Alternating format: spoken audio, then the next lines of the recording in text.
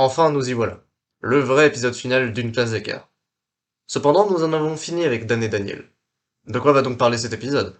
Eh bien, tout simplement, nous allons réfléchir sur l'ensemble des thèmes que nous avons pu aborder dans cette série de vidéos.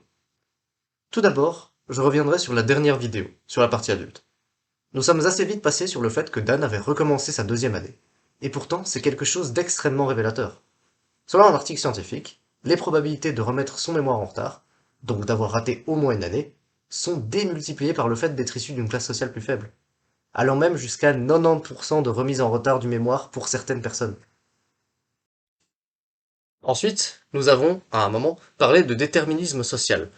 Pour rappel, c'est l'idée que les pensées des gens sont déterminées, au moins en partie, par les contraintes sociales que les gens peuvent exercer sur eux, ce qui leur amènerait une forme de destin tout tracé. Mais on veut vraiment insister sur le fait que toutes nos petites histoires avec Dan et Daniel sont là pour vous rappeler qu'il existe des réalités dans le monde où l'on vit. Effectivement, le fait d'être issu d'une classe sociale plus basse nous soumet à plus de risques d'avoir des difficultés. Mais ce n'est pas une fin en soi. Après tout, connaître des difficultés dans la vie, c'est normal. On en a tous eu, et on en aura encore. Si on reprend l'exemple de Dan, quand celui-ci a rencontré des difficultés à l'école, il a su trouver les ressources pour réussir en recevant des compléments de cours. La classe sociale n'est pas une raison à elle seule pour déterminer la vie d'un individu, bien qu'elle a un certain impact. Tiens, en parlant de ressources, Dan a su par moments trouver des solutions pour pallier ces difficultés.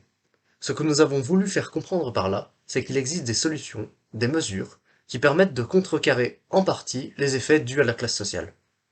Dan a mis en place des solutions qui lui ont été bénéfiques, mais des scientifiques ont également travaillé sur des méthodes qui pourraient pallier aux écarts de réussite, comme par exemple le fait de permettre aux élèves d'affirmer leurs valeurs au début du semestre.